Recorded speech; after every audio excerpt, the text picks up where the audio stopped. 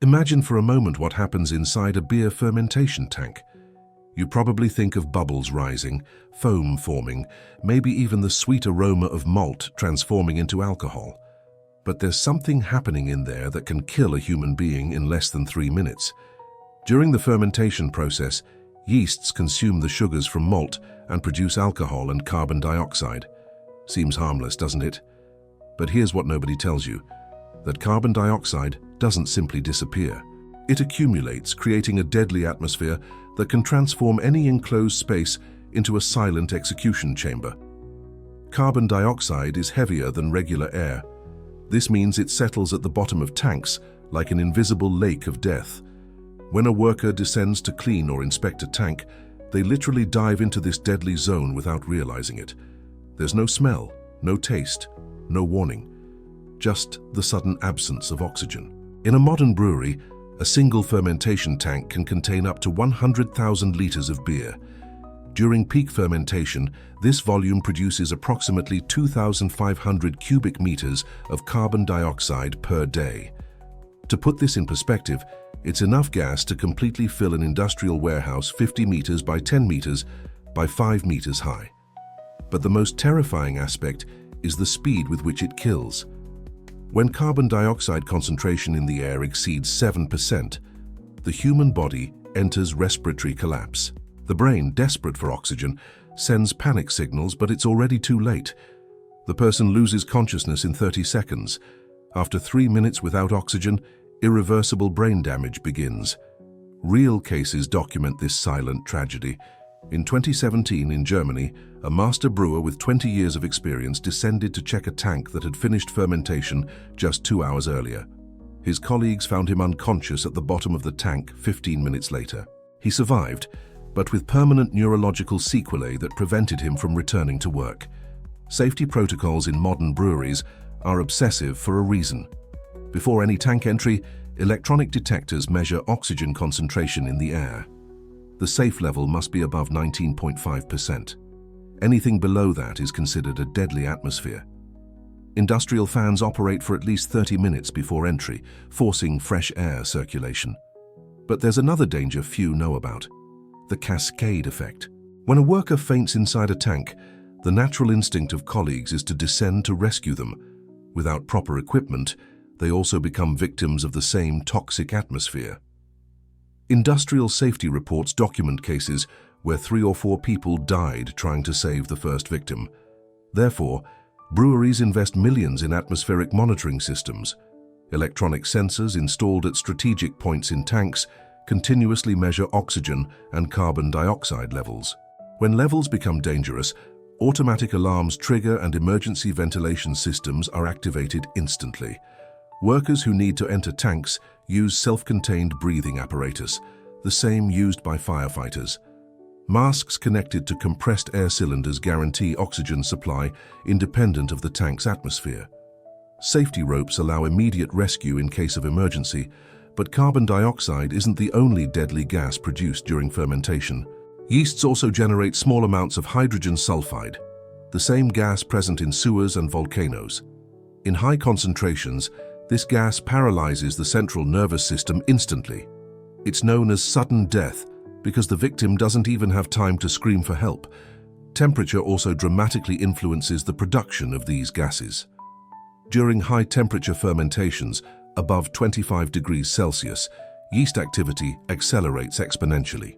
This means faster alcohol production, but also much greater generation of toxic gases. That's why modern breweries control temperature with surgical precision, maintaining fermentations between 18 and 22 degrees Celsius. Industrial refrigeration systems operate 24 hours a day to maintain this stable temperature. Stainless steel coils circulate chilled glycol through tank walls. Digital sensors monitor temperature in real time, automatically adjusting cooling when necessary. There's also a little-known phenomenon called explosive secondary fermentation. When apparently finished beer is transferred to maturation tanks, residual yeasts can reactivate if they encounter unfermented sugars. This unexpected fermentation produces gases under pressure that can explode entire tanks. In 2019, a craft brewery in Colorado, United States, had a 20,000-liter tank that literally exploded during the night. The explosion force was equivalent to 50 kilograms of dynamite, destroying part of the building and creating a crater in the floor. Fortunately, no one was in the factory at the time of the accident. To prevent these explosions, modern tanks have pressure relief valves calibrated to open automatically when internal pressure exceeds safe limits. Digital pressure gauges constantly monitor pressure, triggering alarms when levels approach dangerous territory. Breweries also install gas leak detection systems. Infrared detectors identify anomalous carbon dioxide concentrations in ambient air. When activated, these systems automatically cut electrical power in the affected area, because a simple spark can ignite accumulated gases. Safety training for employees is intensive and mandatory. Emergency simulations happen monthly, where workers practice rescue procedures in toxic atmospheres. Each employee must demonstrate competence in using breathing equipment before being authorized to work near tanks.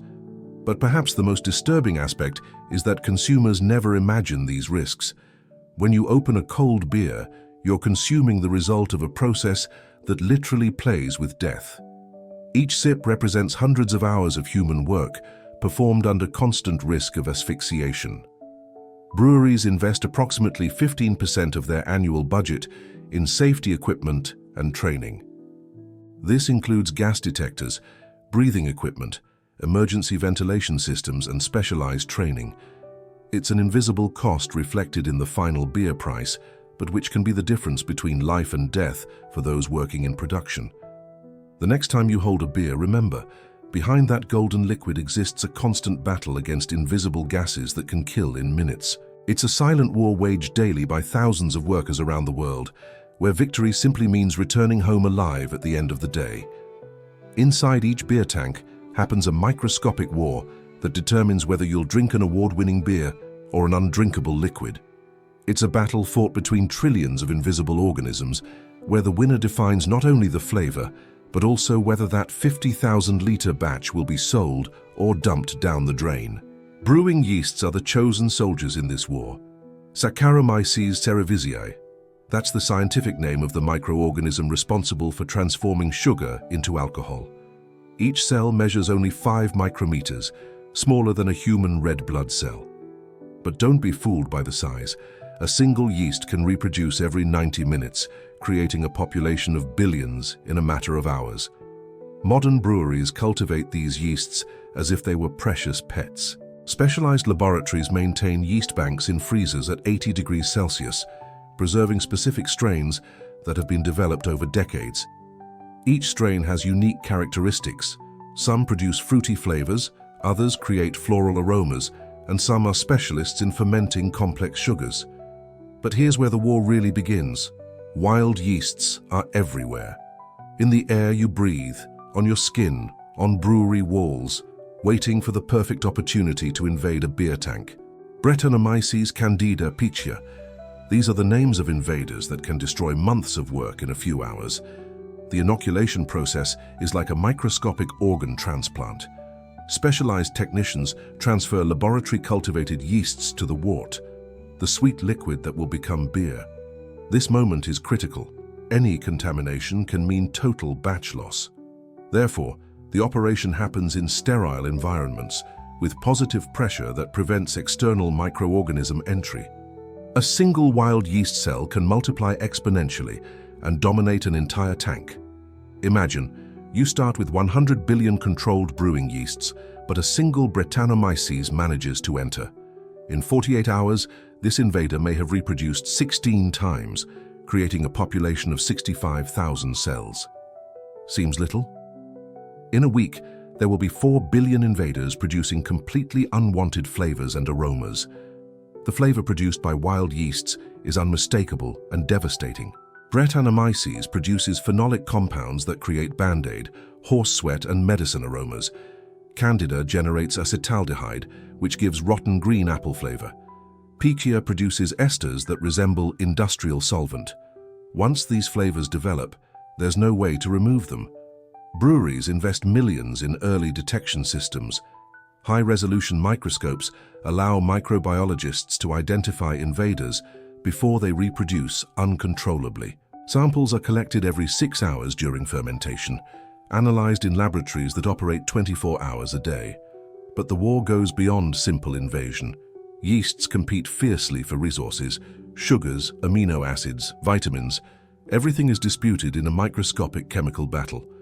Brewing yeasts produce alcohol not just for our satisfaction, but as a chemical weapon against competitors. High alcohol concentrations kill most invading microorganisms. Temperature is a crucial weapon in this war. Brewing yeasts thrive between 18 and 22 degrees Celsius, but many invaders prefer higher temperatures. Therefore, breweries maintain obsessive temperature control. Industrial refrigeration systems operate with half-degree precision because a 2 degree Celsius variation can favor unwanted microorganism growth. pH is also a battlefield. Brewing yeasts acidify the medium, lowering pH from 5.2 to 4.0 during fermentation. This acidity kills many invading bacteria, but some are resistant. Lactobacillus and Pediococcus can survive in acidic environments and produce extremely unpleasant sour flavors. Oxygen is another critical factor. At the beginning of fermentation, yeasts need oxygen to reproduce and create healthy cell membranes. But after 12 hours, any additional oxygen becomes dangerous. It allows aerobic bacteria growth that produces acetic acid, the same compound in vinegar. Oxygen control systems in breweries are as sophisticated as hospital equipment. Electronic sensors measure dissolved oxygen concentrations in parts per billion. Nitrogen is injected to create inert atmospheres that prevent oxidation and aerobic microorganism growth. Breweries also face the phenomenon of yeast genetic drift. After several generations of reuse, brewing yeasts can suffer mutations that alter their characteristics. A strain that produced fruity flavors can start generating unpleasant sulfurous compounds. Therefore, breweries renew their yeast cultures every 8 to 10 generations. Microbiological control laboratories are true command centers in this war. Specialized technicians cultivate samples in specific culture media, identifying invaders through visual characteristics and biochemical tests. Petri dishes reveal colonies with distinct colors, textures, and odors that denounce contaminant presence. PCR tests, the same technology used in DNA exams, allow precise microorganism identification in a few hours. Modern breweries can detect a single Brettanomyces cell in 50,000 liters of beer, allowing intervention before contamination spreads. When invaders are detected, breweries have emergency protocols. Contaminated tanks are immediately isolated. CIP, clean in place. Cleaning systems use caustic solutions at 80 degrees Celsius, followed by acid disinfectants to eliminate any trace of microorganisms. The process can take 8 hours and consume thousands of liters of chemicals. Some breweries use pasteurization as a last line of defense. Beer is rapidly heated to 60 degrees Celsius for 15 seconds, killing any surviving microorganisms. But this process also kills delicate flavors, creating a dilemma between microbiological safety and sensory quality. The irony is that some of the world's best beers depend on controlled wild microorganisms. Traditional Belgian beers use mixed cultures of yeasts and bacteria that create complex and unique flavors.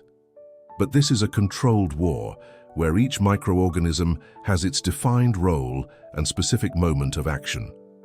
Craft breweries face even greater challenges in this microscopic war. Without sophisticated laboratories, they depend on traditional techniques and sensory experience to detect contaminations. An experienced brewmaster can identify invaders by smell, taste, or foam appearance, but when detection happens, it's usually too late. The cost of this war is astronomical. Breweries spend approximately 8% of their revenue on microbiological control. Laboratories, equipment, chemicals, specialized training. Each batch lost to contamination represents losses of hundreds of thousands of dollars. But perhaps the most fascinating aspect is that this war never ends. With each new batch, each transfer, each valve opening, the battle restarts.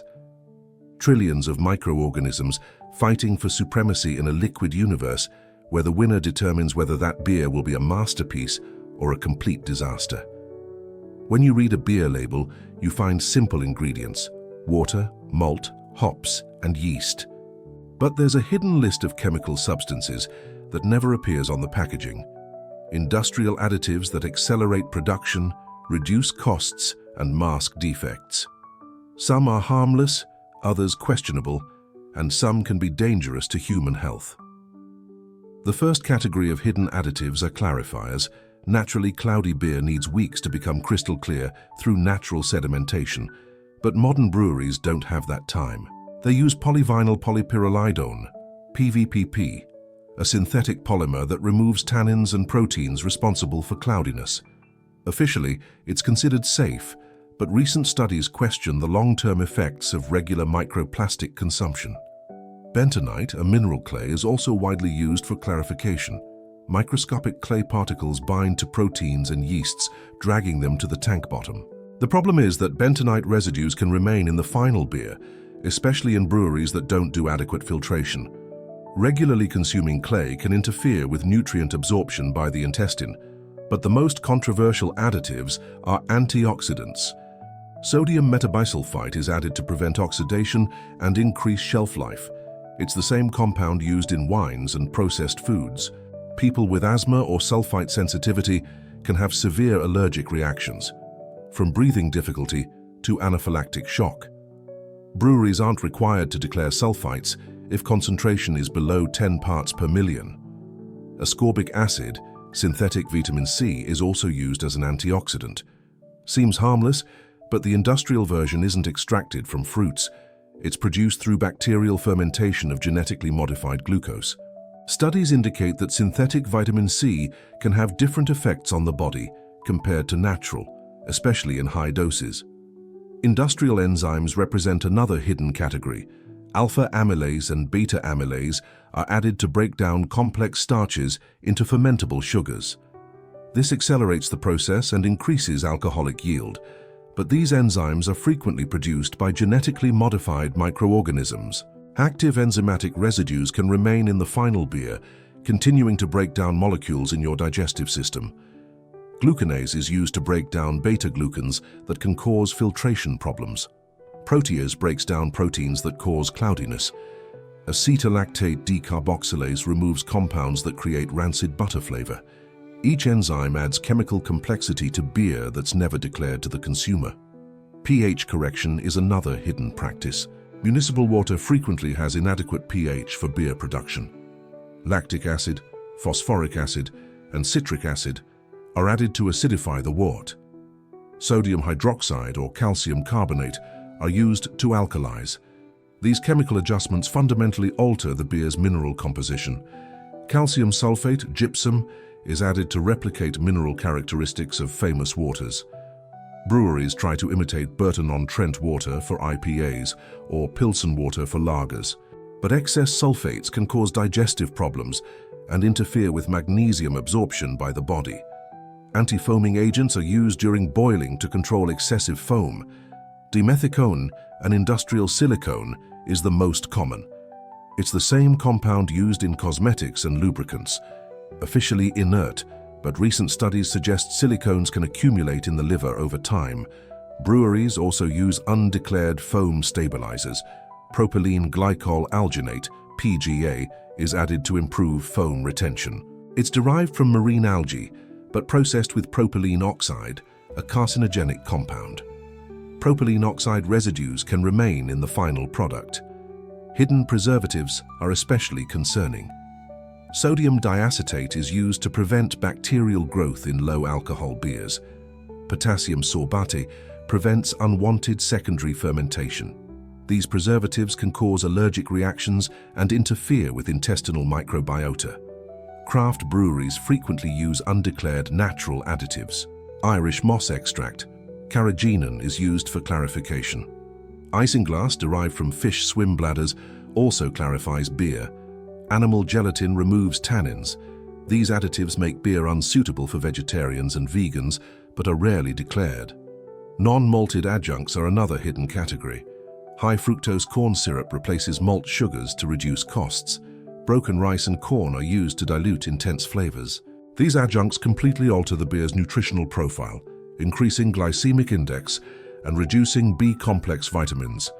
Artificial flavorings are widely used, especially in flavored beers. Synthetic vanillin imitates vanilla. Artificial esters create fruity flavors. Synthetic phenolic compounds simulate aged wood characteristics. These flavorings are produced petrochemically and can contain toxic impurities. Breweries use undeclared transfer agents. Commercial carbon dioxide can contain traces of industrial solvents used in purification. Liquid nitrogen used to create creamy textures can have lubricating oil residues from compressors. These contaminants are rarely tested or declared. Water treatment involves dozens of hidden chemicals. Chlorine and chloramines are removed with sodium metabisulfite or activated carbon.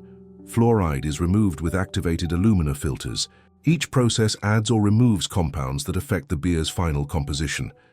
Cleaning and sanitization leave chemical residues. Caustic sodium hydroxide removes organic deposits.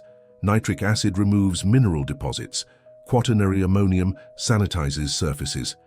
Iodophores disinfect equipment. Residues from these products can contaminate subsequent batches if rinsing is inadequate. Industrial breweries use undeclared fermentation accelerators. Yeast nutrients contain diammonium phosphate and magnesium sulfate. Cellular energizers include synthetic vitamins and amino acids. These additives accelerate fermentation but alter yeast metabolism and can create unwanted byproducts. Filtration involves diatomaceous earth, fossilized skeletons of microscopic algae. This material can contain crystalline silica, classified as carcinogenic by the World Health Organization. Microscopic residues can remain in filtered beer, especially if equipment isn't properly maintained. Breweries also use chelating agents to remove heavy metals. EDTA, ethylenediamine tetraacetic acid, binds to iron, copper, and zinc that can cause metallic flavors. But EDTA also removes essential minerals and can interfere with nutrient absorption by the body. Regulations vary drastically between countries. The United States allows more than 3,000 food additives, while the European Union authorizes only 300. Multinational breweries adjust formulas according to local regulations, creating technically different products with the same label. Independent tests reveal alarming discrepancies. Laboratory analyses found glyphosate, herbicide, in 19 of 20 beers tested in the United States. Organophosphate pesticide residues were detected in European beers. These contaminants are never declared because they're not intentionally added. Craft breweries aren't exempt. Pressure for rapid production leads to using artisanal additives like concentrated hop extract, natural flavoring syrups, and maturation accelerators.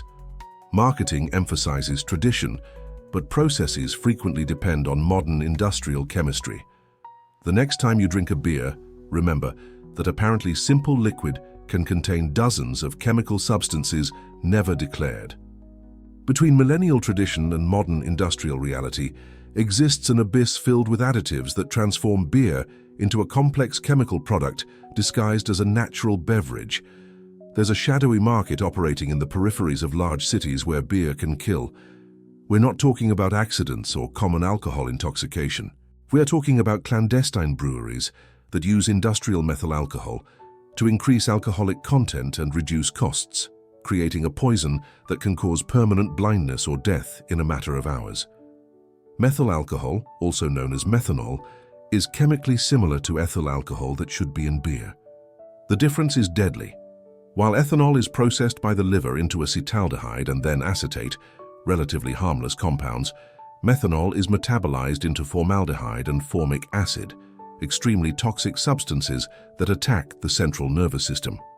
Clandestine breweries buy industrial methanol at derisory prices. A liter of ethyl alcohol for food use costs approximately $15. The same volume of industrial methanol costs $3. For criminal operations focused only on profit, this difference represents a 400% savings margin. The problem is that this savings costs human lives. The adulteration process is frighteningly simple. Clandestine breweries produce beer with low alcoholic content using accelerated methods and inferior quality ingredients. Then they add methanol to raise the alcoholic content to the level promised on the label. A beer that should have 5% ethyl alcohol can contain 2% ethanol and 3% methanol. Visually and in initial taste, it's almost impossible to detect the difference. Methanol is colorless, odorless, and has a slightly sweet taste, characteristics similar to ethanol. Only specialized laboratory analyses can identify the adulteration. Consumers buy believing they're acquiring legitimate beer, but are actually consuming industrial poison. The first symptoms of methanol poisoning can take 12 to 24 hours to appear. This creates a false sense of security. The person drinks, feels normal, goes to sleep, and wakes up with intense headache, nausea, and blurred vision. Many confuse it with common hangover and don't seek medical help until it's too late. When methanol is metabolized, it produces formaldehyde, the same compound used to preserve corpses. This formaldehyde specifically attacks the optic nerve, causing irreversible blindness. In high concentrations, the resulting formic acid acidifies the blood, causing metabolic acidosis that can lead to coma and death by cardiorespiratory arrest. Documented cases reveal the gravity of this fraud. In 2019, in Mexico, 23 people died after consuming adulterated beer sold at a popular festival. Subsequent analyses revealed that the beers contained 40% methanol. In 2021, in India, 42 people became permanently blind after drinking falsified beer bought in local markets. In Turkey, authorities identified at least 18 clandestine breweries operating with methanol between 2020 and 2023. An operation in Istanbul discovered a factory that produced 50,000 monthly bottles of adulterated beer distributed to bars and peripheral markets. The owners bought methanol from industrial solvent companies, declaring use for cleaning. The victim profile is predictable and cruel. Low-income people who buy beer in establishments that offer prices well below market. Clandestine breweries take advantage of economic vulnerability, offering products 50% cheaper than legitimate brands. What seems like an opportunity becomes a deadly trap. Clandestine distributors operate through complex networks. Middlemen buy large volumes from illegal breweries and resell to small merchants who don't ask questions about origin. Peripheral bars, neighborhood stores, and street vendors become final points of this death chain. Falsification techniques have become sophisticated. Criminals copy famous brand labels using domestic printers and common adhesive paper. Bottles are reused after careful removal of original labels. Caps are falsified using simple equipment available in the parallel market. Some clandestine operations go beyond simple methanol addition. They dilute legitimate beer with contaminated water and add methanol to compensate for alcoholic content loss. Others mix expired or rejected beer with methanol and new labels, putting dangerous products back on the market. Clandestine laboratories also produce entirely synthetic beer. Water, caramel coloring, artificial flavorings, carbon dioxide and methanol are mixed to create a liquid that imitates beer. These products don't contain malt, hops or yeast, just industrial chemistry disguised as a beverage. Health authorities face enormous challenges to combat this fraud. In Turkey, there are more than 45,000 alcoholic beverage sales points, but only 280 specialized inspectors to monitor the market. This means each inspector must cover more than 160 establishments, a practical impossibility that facilitates criminal operations. Field tests to detect methanol exist, but are expensive and time-consuming. Rapid detection kits cost approximately $200 each and provide only qualitative results. Precise quantitative analyses require gas chromatography, available only in specialized laboratories, that charge $500 per sample. Hospitals frequently don't recognize methanol poisoning because symptoms mimic other conditions. Headache, nausea, and vomiting can be confused with gastroenteritis. Blurred vision can be attributed to common ophthalmological problems. Only when multiple victims arrive simultaneously with similar symptoms is suspicion raised. Treatment for methanol poisoning is complex and must be started quickly. Intravenous ethanol is administered to compete with methanol for hepatic metabolism. Hemodialysis removes methanol and its toxic metabolites from blood. But even with adequate treatment, neurological damage can be irreversible. Legitimate breweries invest millions in traceability systems to combat falsification. Unique QR codes, security holograms, and color-changing inks are incorporated into packaging. But counterfeiters also evolve, creating increasingly convincing copies. Consumers can protect themselves by following specific guidelines. Buy only from licensed establishments. Verify that labels have registration with health authorities. Be suspicious of prices well below market and demand receipts. Legitimate beer has minimum production costs. Very low prices always indicate problems. Mobile applications allow product authenticity verification through barcodes. Government systems allow consulting whether establishments have licenses to sell alcoholic beverages. Reports can be made anonymously through authority hotlines. Turkish tax authorities identified suspicious financial movements that reveal the problem's economic dimension. Shell companies moved 180 million Turkish liras in 2023 through operations related to illegal adulterated beverage trade. Bank accounts in tax havens received millionaire transfers of undeclared origin. Recent police operations seized sophisticated equipment used for falsification. Industrial printers to produce false labels, automatic bottling machines to repackage products, mixing tanks with capacity for thousands of liters, and even clandestine laboratories equipped to produce fraudulent documents. The social impact of this fraud is devastating. Entire families are destroyed when the provider becomes blind or dies from poisoning. Medical costs to treat victims overload the public health system. Entire communities develop distrust regarding industrialized products. International investigations reveal that criminal networks operate across borders. Methanol, produced in countries with loose regulations, is smuggled to nations with stricter controls. Clandestine breweries take advantage of regulatory gaps and corruption to operate with impunity. Criminal organizations have also diversified operations. Besides beer, they produce vodka, whiskey, and other distilled beverages using methanol. The black market for adulterated alcohol moves billions of dollars annually, financing other criminal activities like drug trafficking and money laundering. The next time you buy beer, remember, behind very low prices there may be a criminal operation that plays with human lives. Between apparent economy and real safety exists a thin line that separates a night of fun from an irreversible tragedy.